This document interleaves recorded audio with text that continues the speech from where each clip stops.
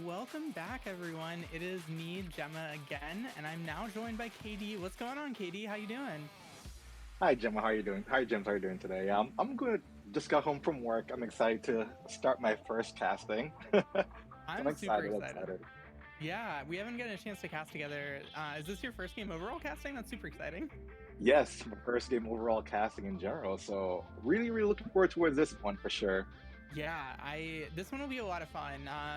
It was previewed earlier at the very beginning of the stream. Both Evan and Izzy talked about this set. There are two players that everyone knows: SableyeVGC Ryan from Canada, as well as DarkJorch. So two players that are very accomplished, both in the online circuit as well as in IRL tournaments and in real life tournaments. So it's really exciting to see kind of this top level of play going on here. And between these two teams, Lunala Dream Eaters and the the Celtics of Torquil. Sorry, not the Torquils of Celtic. My bad. A play on, I'm guessing, the Boston Celtics and Torquil. So I'm super Yes, and excited I'm to. from Boston myself, so I mean, Boston's a city. There we go. There we go. We got a Celtics fan in the house. So I'm not going to guess who you're rooting for. I know we should be very unbiased here, as I was last game. But yeah, I'm You're definitely. biased. Yeah, well, let's jump in and take a look at these two players and their accomplishments. We can talk a little bit about them as well as talk about their teams. So starting off with SableyeVGC, we all know incredibly accomplished player, 2022 the VR World Tour, currently in top 4 with Canada, playing really well, as well as having an NPA top 4 with the Blizzards and the X9 League Tour second place.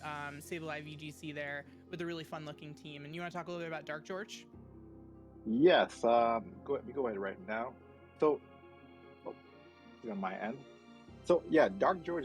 It's a 2022 MPA top four with the sorry, I actually with a Simbot. 2022 London opening as well, and also a 2022 top VR for Series 12. So both very, I'd say, well-known established players between both sides. So this should be a very great game coming up. Yeah, for sure. From Ryan's side, we're going to see, from Sableye's side, sorry, we're going to see Regilecki, Landers Incarnate, which is, I think, always a fun pick, especially when you expect to see the Therian form more often, as well as that Celesteela, one of my favorite Pokemon, Incineroar, Urshifu, and the finally Amoonguss as the last one. From DarkJorch, we're going to see another Urshifu, as well as the Rillaboom, Incineroar, Naganadel, my personal favorite Pokemon of all time, Sylveon, and then a really fun Pokemon there in Mamoswine as well. Yes, for Dark George team, I personally love the three trios: Rillaboom, Incin, and Urshifu. Those three right there, and of course, who doesn't love the Sylveon as well to it? Yeah, it's super close to having like two of the most prominent VGC cores and a VGC pass with Fire Water Grass, as well as we've got Fairy, Dragon, and Ice Ground instead of Steel there, but still going to be really interesting stuff. If we're looking for the Steel, we can go over to Sableye's team with the Celesteela right there. So many different options for Celesteela here in this new meta, and so I'm really kind of interested to see exactly what this set's going to be in this, no Dynamax format here, especially given kind of the expansion to its move pool that it got during Pokemon Sword and Shield, especially with the Crown Tundra. I'm sorry, the Isle of Armor move tutor moves, having access to something like Meteor Beam can take what used to be a Pokemon that would set up a lot, and now it's incredibly offensive and threatening when you get a +1 Meteor Beam off from it. Exactly, and then you're adding the Beast Boost factor if he gets a kill, so that makes Celesteela a very strong and worthy Pokemon to kind of watch out for. Yeah, and looking at the other side, the only thing with Stab super effective moves against it's really going to be that Incineroar, which is typically not the most offensive. So depending on how this Celesteela is trained, it could potentially be an offensive threat here going into the set. Oh yeah, for sure. But yeah, well, with that, do you want to go ahead and jump into the set right now? Anything else you want to say before we jump in? No, so I'm looking forward to see how the Naganela does in this matchup overall into the Celesteela. So it's gonna be a very fun set. Yeah, for sure. So here we go. We're going to be seeing this, I'm guessing, from SableyeVGC's point of view. And it does look like that's going to be the case with the leads coming out. Going to be Mamoswine and Rillaboom into Sableye's Urshifu and Regilecki.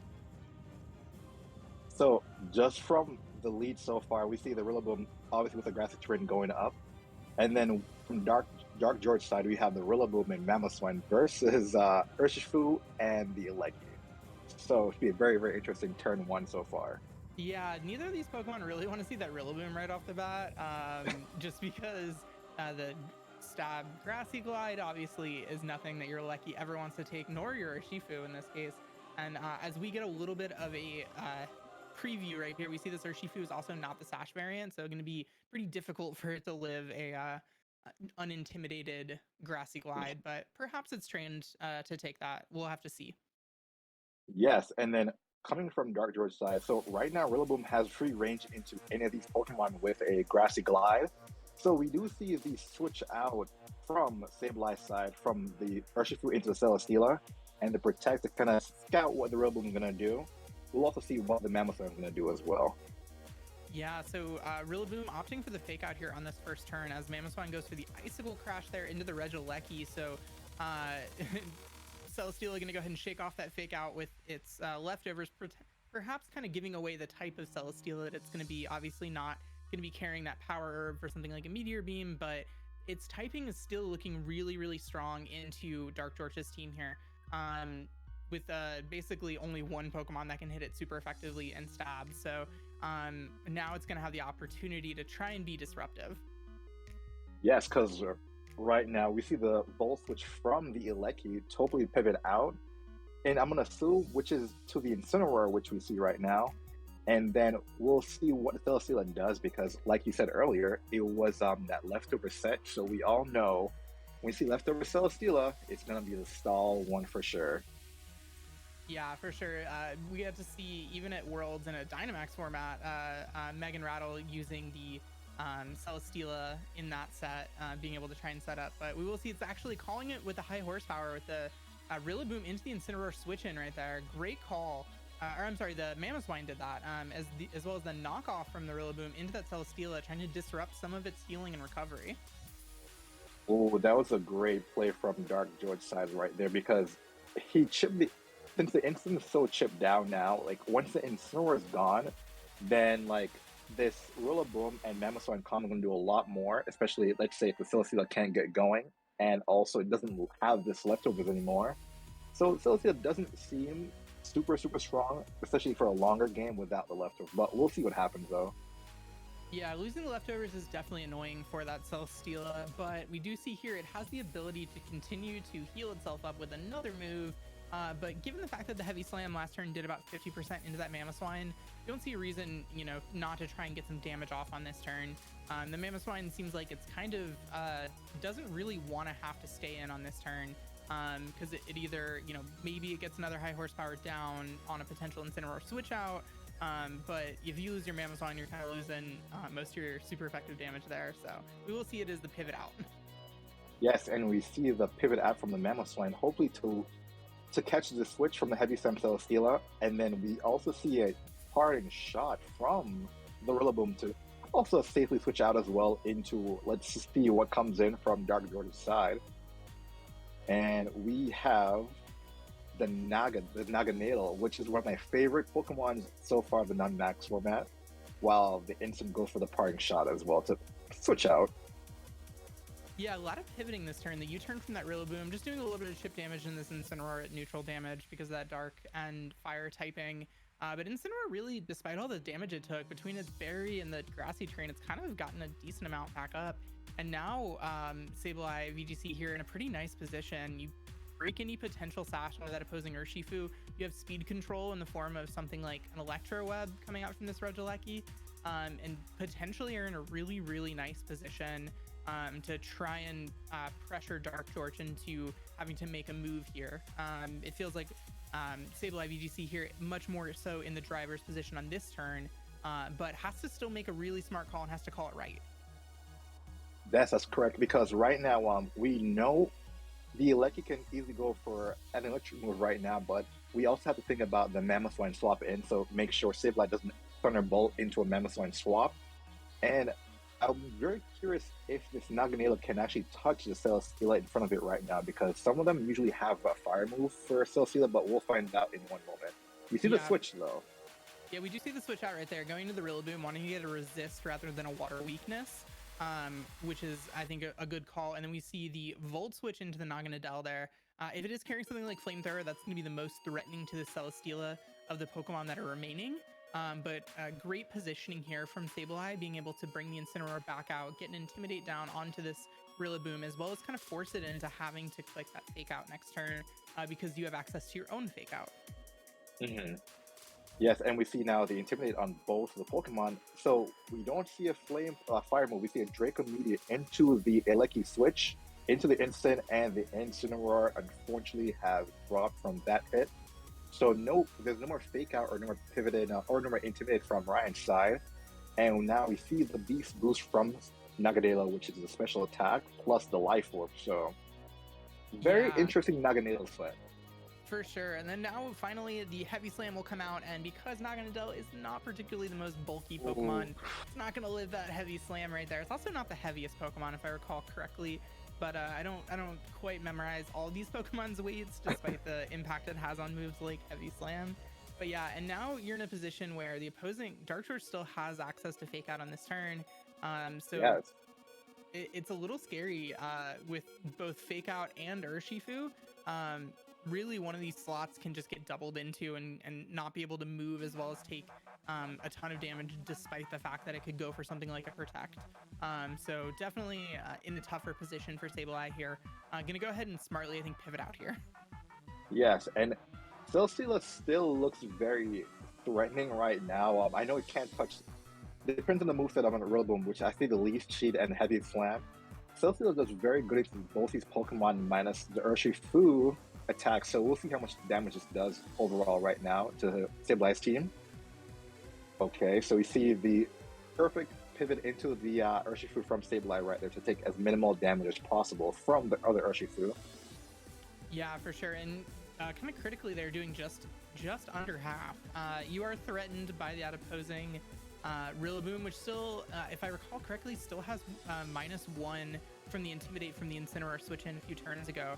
So that is one thing if you are trained. I don't know if you can train to live a Grassy Glide +1 or -1 from half. Perhaps from full it would have been in a better position, but a good call there to go ahead and try and absorb the Surging Strikes from the opposing, as well as now that it's also the end of the train there for the Rillaboom. Now this Rillaboom is in a very precarious position, either whether it switches out or stay in just to regain the grassy terrain. And meanwhile, the Urshifu is also Leech Seeded, so the Urshifu is slowly losing health. Meanwhile, the Celesteela is sitting pretty good right now in the field in front of these Pokemon. Yeah, for sure. Neither of these two Pokemon being able to hit this for super effective damage that we've seen so far. The knockoff was probably the most amount of damage from that Rillaboom, and we will see here Urshifu not wanting to stick in with that Leech Seed, Rillaboom wanting to take its chances here based on speed tiers. And we see the reveal from the Urshifu with the Poison Jab with super effective damage into that Rillaboom, doing about 50%. Yes, and we see another pivoting out again. So we see the U-turn into Sableye Celesteela, just for extra chip damage to kind of like get their Rillaboom out right there. Just so we can see in the opposing Urshifu now on the field, completely fine. So we now see DarkJorch actually saves his Rillaboom in the back for the terrain and Grassy Glide because it's very good into Sableye's team minus the Celesteela. Yeah, for sure. I think it was a great play there from DarkJorch, being able to basically remove the Leash Seed from your Urshifu, as well as get your Rillaboom out, kind of finding the one way that you could get a double switch when you only have one Pokemon in the back. So really, really heads up play there, being able to threaten with eventual additional grassy terrain, as well as Fake Outs down the line, and you kind of safely get in without taking too much damage onto that Urshifu. Exactly, and we see now, since we know Sableye's Urshifu is actually the Choice Scarf variant, will we see it? Oh, so he's actually going to opt to stay in. Oh, is he making it in time? Okay, so I think okay, perfect. Yes, very, very close call right there. So we see the pivot out now into the Eleki. So a little bit risky play, because if the Urshifu Surging strikes the Eleki, it takes a lot of damage. Oh, we see a CC. Okay, here's what I was talking about. Yes, okay. Yeah, with the close combat here, you bring this down to Sash, but You still do risk if the opposing Urshifu is the Focus Sash variant. It can, potentially pick up a KO with Aqua Jet next turn. But it is now seeded yet again, so that potentially forces it out at -1 defense and -1 special defense. Might not want to try and stick around to take something like a Heavy Slam. I'm watching the game right now, and I just, like I said again, the Celesteela hasn't been threatened at all this whole time. It's just clicking Leech Seed, and it's at full health. And DarkJorch slowly losing answers to kind of chip it down right now in the game. So we see the Lucky at 1. So we'll see if the Urshifu does have Aqua Jet, and then we'll see what the Lucky goes for, either attacks the Urshifu right now, or goes for another U-turn to switch out. Yeah, so we will see here. It is going to be the pivot out from that Urshifu wanting to get out with the -1 defense and special defense, as well as being Leech Seeded. So it's just going to go ahead and eject out for this this Rillaboom instead. And we will see the Mamoswine actually reveals its own priority move here with Ice Shard. Going to go ahead and be enough to pick up the Regieleki on that 1 HP. And this Heavy Slam, though, I think is going to be enough to finish off the Mamoswine. I think so too, yes. Yeah, it did just under half, or just over half on its first time around, and hadn't had a chance to get any of that grassy terrain recovery. So really heads up play there from Sableye, being able to at least still take 1 KO, even if your Regieleki didn't get to do very much. So now we see Sableye down to his last 2 Pokemon, a full health Celesteela, and a Urshifu at about 60% health. So, and we see a Rillaboom in front of Urshifu, which has a very free Grassy Glide, and another Urshifu on the other side. So it's very dicey for Ryan's Urshifu at the moment, but his Celesteela will be fine for this turn. So we'll see how it works out. Yep, there comes the Grassy Glide, revealing no protects from this Urshifu, and that's going to be enough to take it out, obviously. And the Surging Strike's now going to be the option for DarkJorch into this Celesteela. Let's see just how much this does. We do about 15% on each of them, so it is about... okay, that's... Yeah. Oh, that's a 2-shot. Okay, well... That's a 2-hit KO there. There's the Celesteela answer right there. Yeah, Celesteela still does get the Leech Seed off, which will go ahead and grant it some recovery here, but I don't think it lives the double up from both of these Pokemon. And obviously you can protect, but you're still going to be taking damage from the Urshifu, so it doesn't really matter in that sense. So you could potentially live 1 more turn from the Celesteela, or from, imminent knockout, but you don't have enough damage into that Urshifu. I think having the leftovers still for the Celesteela would have really kind of changed the dynamic. Big help. Yeah, you might have lived a double up and then been able to get potentially a Heavy Slam off. Also, we see here the Rillaboom doesn't go for the Grassy Glide. I'm going to assume he's going to opt for maybe knockoff or another attack because he didn't go first. So we'll see what the Rillaboom is going to go for right now. And it's the knockoff. Is it enough to take up Celesteela? Yeah, yes, even without the item. Yeah, that'll be enough there. So I really heads up play there from DarkJorch, getting the knockoff early in that game onto that Celesteela. So you really limit its ability to get the healing and recovery throughout the entire game. So I'm really curious to see what the adjustments for these players are going to be, and we'll be able to see them here in just a second as we're jumping in with game number 2, SableyeVGC taking on DarkJorch. All right, and we'll see the leads right now for the game 2 coming up in 1 second. So we have, so DarkJorch switched it up for Rillaboom and Naganadel for his lead, and we have Sableye with the Incineroar and Urshifu lead right now. Let's start. I like this lead a lot from Sableye because you do get 1 turn essentially where you can start to, you force that opposing Rillaboom to go for either Grassy Glide or Fake Out. And either way, you're not going to be taking a Grassy Glide into your Urshifu because you can fake it out. But yeah, it's something that's potentially this would be really interesting right here, making the call. I guess also potentially this Urshifu could be trained to survive something like an intimidated Rillaboom Grassy Glide, which feels like a really important calc, but also damage in this game is kind of at a premium. You don't want to have to take too much. Yes, exactly. And on DarkJorch's side, the Naganadel looks pretty good versus the Water Urshifu. You can't hit it for super effective, and also the Instant. But we see Sableye switched out the Incineroar to save it in the back, and then we see the U-turn coming up from the Urshifu into the Naganadel, if I'm correct. Yes, for the Among Us in the back right now. Yeah, So we see the Sludge Bomb. great call there, calling the potential for something like a Celesteela switch in for that Incineroar, wanting to maybe eat up a Draco Meteor pretty healthily, and getting a neutral Sludge Bomb down onto this Amoonguss. So Amoonguss, it does threaten at least the Naganadel redirection on that, but notably not redirection against this opposing Rillaboom. Since it is grass type, you can't Rage Powder away the knockoff. So it is going to be kind of a precarious position here. If you are this Celesteela, you know how important those leftovers are to your end game, and you haven't gotten quite enough damage into the opposing team. Yes, so we see now Sableyev goes for the protect. This would protect the we see the reveal of the flamethrower on the Naganadel right there. So that's a great protect from Sableye, because I'm almost certain that Among Us would have probably died because considering his life from Naganadel. And then we see the U-turn now into Celesteela from DarkJorch to get another pivoted out right there. Yeah, great heads up play with that protect there from Sableye, and then positioning in this Mamoswine as well. Oh, and now we see the heavy slam into the so we see the heavy slam into Naganadel.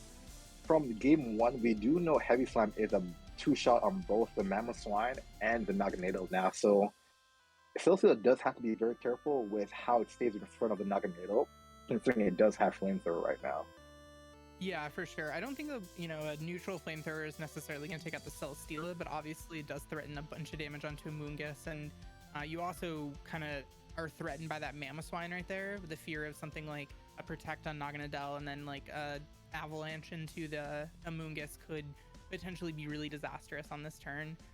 But we do see it's just gonna be the safer Incense switch in, trying to get Intimidate down onto that opposing onto the opposing Mamoswine, and Naganadel sludge bombing the spot, making the call, as well as Incineroar getting some recovery back here from its Citrus Berry. Yes, and now do we see the double up into the Incense slot? Incense down for the count. So good call by DarkJorch right there to just predict the switch right there, and just like do a safe double up into the Amoonguss slot right there, just to get the KO on the Incineroar for right there. Yeah, for sure. The Heavy Slam will follow up with the KO into the Naganadel, which is good for the Celesteela to get a Beast Boost. It does reveal the fact that it is special defense on its Beast Boost, so very specially bulky. Celesteela is one of those interesting Ultra Beasts where you can kind of go so many different ways with how you train it and what Beast Boost you end up getting. And we do see here it is, in fact, that special defense, as now this Rillaboom also gets to come in, and it's no longer threatened by Intimidate, as well as this Amoonguss doesn't really do a whole lot into Rillaboom plus the Mamoswine there. That's correct, but now since Amoonguss can the Mamoswine also have to worry about this potential Spore if Amoonguss does go for that into the slot right there. And also are we going to expect the Celesteela to kind of take out the Rillaboom to extra damage for the Urshifu can be more free Pokemon in the back? Oh, we see a big miss right there. Yeah, huge miss on the Ice Skull Crash.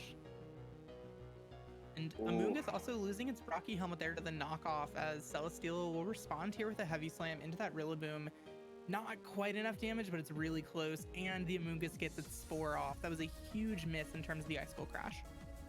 Yes, so now Sableyev completely turned the whole game around right there, because now we have a sleeping Mamoswine and a Rillaboom right now that can be picked up easily by either a Smog or a Heavy Slam. Any move right there, so what Sableyev goes for would easily get the KO on the Rillaboom, and the Mamoswine can't do anything because now it has to take a first turn sleep for sure right there. Yeah, great play there, and really unfortunate for DarkJorch as well, as Rillaboom will stay in, get the knockoff off onto the Celesteela so that it can lose its leftovers, and potentially set up for this Urshifu endgame. As we saw last game, it does just about half of the damage into the Celesteela without any damage recovery, so definitely going to make it a little bit more difficult, but Amoonguss also going to continue to Spore just in case of a switch, which I appreciate the move. I think it's a good respect move. Exactly. And considering the Celesteela is getting a lot of special defense boost right now, unfortunately there's more physical attackers on DarkJorch's side, so the boost isn't coming to fully play right now, but we still have an Amoonguss on the field that can easily go ahead and just use Spore right now. Yeah, for sure. It threatens the Spore. Your Celesteela should potentially, depending on the rolls that we saw from last game, has a chance of living this yet again. Or you could also just redirect it, as we're seeing potentially wanting to do here. The special defense boosts, like you mentioned, don't do a whole lot. But even if it got physical defense boosts, it wouldn't be doing a whole lot into this opposing Urshifu, since it always crits. That's correct. So we see the Rage Powder now from the Amoonguss and the swap out from the Celesteela right there. And we see the Surging Strikes now going to go into the Amoonguss because of the Rage Powder. If the Amoonguss still had the Rocky Helmet on, I could tell you Urshifu would not appreciate these attacks at all into this, but since there's no Rocky Helmet, it doesn't take as much from the Surging Strike into the Amoonguss right here. Yeah, for sure. The Rocky Helmet knockoff earlier from that Rillaboom was really big. I think Rillaboom so far has kind of defined these first two games, especially with its knockoff move. But here Amoonguss has the ability to redirect again. We saw just how little damage the Surging Strikes did last turn, so gonna kind of guarantee, as well as this Mamoswine trying to wake up and go for something like probably an Ice Shard based off of that speed tier priority. Yes, but we still see the Surging Strikes now into the Mamo, which would most likely get the knockout for sure. Yep, just one more strike. Yep, and that's it. That's for this game for sure. And then we're gonna see now the Urshifu most likely Surging Strikes again into the Amoonguss right now. Yep, another one. Yeah, another one, and it looks like this Amoonguss should still live this based off of the damage from last time, right? I think so too. I'm kind of curious. I don't remember if I recalled seeing it when it came back, if it got Regenerator. I think an interesting play might be something like Effect Spore Amoonguss, where you couldn't Rage Powder and then, try and get something like a Burn or Paralysis or Poison onto an opposing Urshifu. But I think... I've myself played against Effect Spore Amoonguss where I've actually hit it before. Oh, do we see we see DarkJorch go for the cancel right there. Yeah. Losing the miss against the Amoonguss earlier definitely cost for sure. And now we go to a game 3 right now. So both sides are even right now. So we'll see both leads and how game 3 plays out. Yeah, game 3 right here. You love to see it. Free Pokemon, is one of my good friends likes to say. Getting a third game for nothing. I mean, not for nothing. These players are playing real hard to give us a third game. So we will see the Urshifu and the Naganadel lead yet again, as well as the Incineroar plus this Urshifu lead. Yeah, so we had same lead from game 2, but we'll see how this game 3 plays out as opposed to the game 2 lead, where we had a couple pivots early on in the game right there. So we'll see how it goes. Yeah, the Intimidate being huge here from this Incineroar into that opposing Rillaboom, as well as now it really starts to come into play, like what you did last game and how your opponent's thinking about that. Do they think, oh, you're going to go for the same thing and you're going to yet again, switch into your Celesteela in that slot, so I know not to go for a steel-based move, or do you know that I know that and I'm going to do something different? But we'll see here. It will be the Amoonguss switch in for that, where it was Celesteela previously, as well as the fake out into that slot, the Urshifu slot. And I enjoy how the Rocky Helmet chip did more damage to Rillaboom than the fake out did. And we have the Naganadel go for the same play, Sludge Bomb into the Incineroar just to try and get extra chip down right there. Meanwhile, the Incineroar goes for a similar Parting Shot out to pivot out and get a secret Pokemon back in to get more Intimidates in the future on the Rillaboom later on.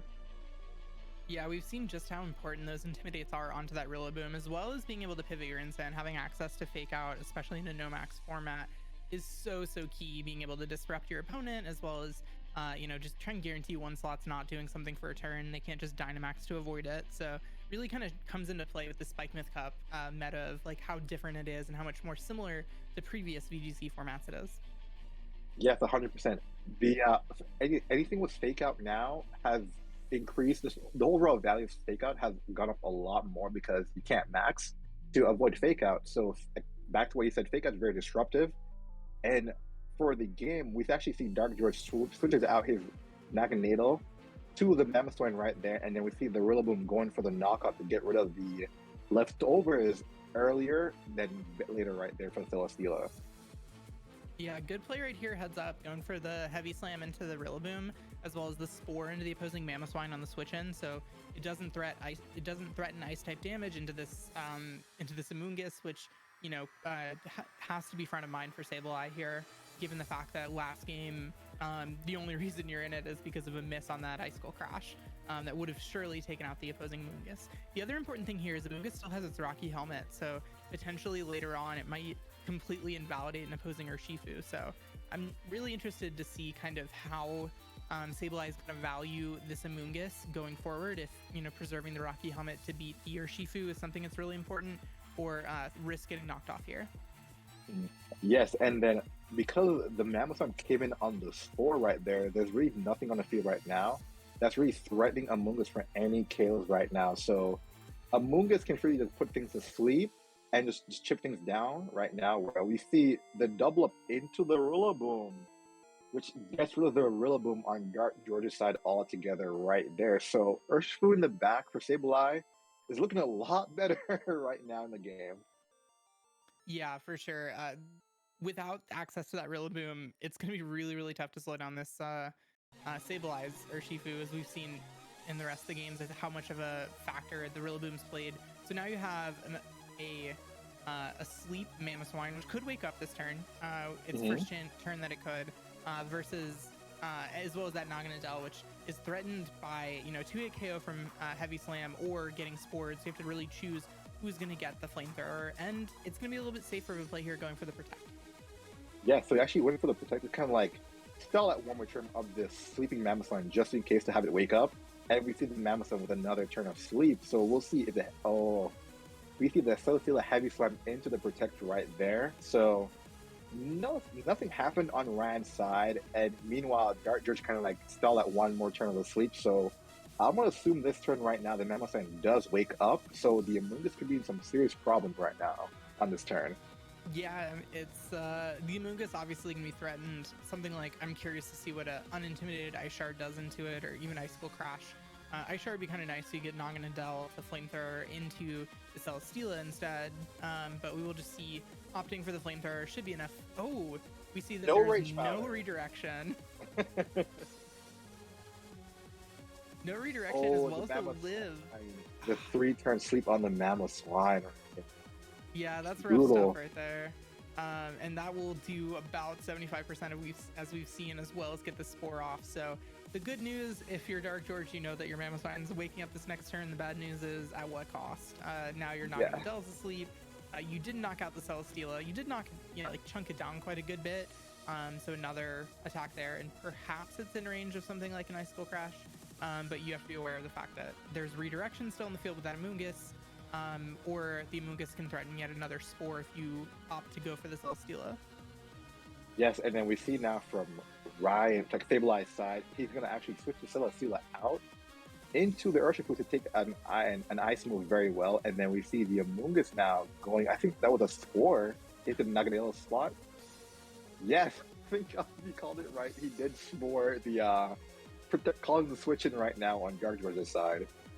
Yeah, making the call right there. If this Amoonguss lives this turn and gets a Spore off into that opposing Urshifu, it's in really good position. We see the Icicle Crash does come out. It looks like it is going to that Urshifu. It does connect, so that's good for... Or no, it is the Amoonguss this time around. But it gets the flinch. Oh my gosh. Flinch. The craziness of that turn right there. Icicle Crash does have that little chance to flinch. You don't think about it very often because it doesn't come into play all that often, but that is huge right there for that Amoonguss to, you know, it lives, but it gets the flinch. It does have the option now to kind of switch out, get its regenerator, get some health back, but obviously not a great turn for your Amoonguss when you're really, really hoping to get a Spore off. Exactly, because if the Amoonguss got the Spore off into the Mamoswine, who knows how much longer the Mamoswine would be asleep for, because last time it was asleep for 3 turns.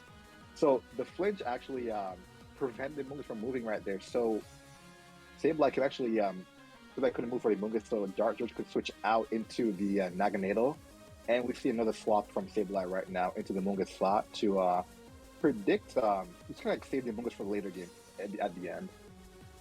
Yeah, I like that move, preserving the Amoonguss, still having access to redirection. You know that you basically have a KO into the Mamoswine slot with going for Surging Strikes. That just depends on whether DarkJorch values more the Asleep Naganadel or the Awake Mamoswine. Sounds like it's the Awake Mamoswine, especially the access to priority moves. Yes. But yeah, and then we see just a Surging Strikes into the Celesteela switch in, so that will be enough for Celesteela kind of saying it's good night for the set. Yes, no leech seeds this time around, but right now, Sableye, with the 3 months left, the Among Us Urshifu, sorry, the Among Us Urshifu Incineroar versus an opposing Mammothstone versus Urshifu. He has fake out, so things are actually a little bit better in Sableye's corner right now for the turn, because he had fake out plus certain strikes into the Mammothstone. Oh, and I completely forgot the Mammothstone actually has Oblivious, so it's been ignoring these Intimidates this entire game. So Yes, exactly. I mentioned it early on. It's one of those Pokemon that I haven't seen, I think, since like Series 7. So it gets to ignore thanks to the new set of ability buffs in this generation. So we will see. It is just gonna be a fake out plus an Ice Shard, wanting to potentially break any sash on SableyeVGC's Urshifu, and then get a Surging Strikes off into the opposing. I mean, I guess it is the opposing Mammothstone here.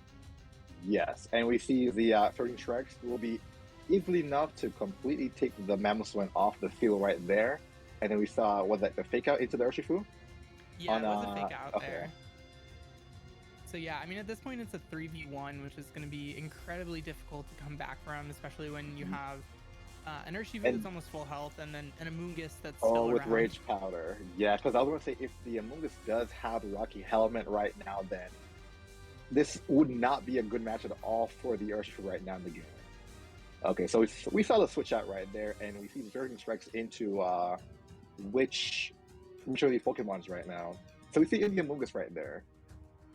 Yeah, which it will live it, but it's kind of negating the entirety of its regenerator boost from earlier, being able to heal back about half of its health or whatever. I forget the exact amount, but yeah, here comes the parting shot as well.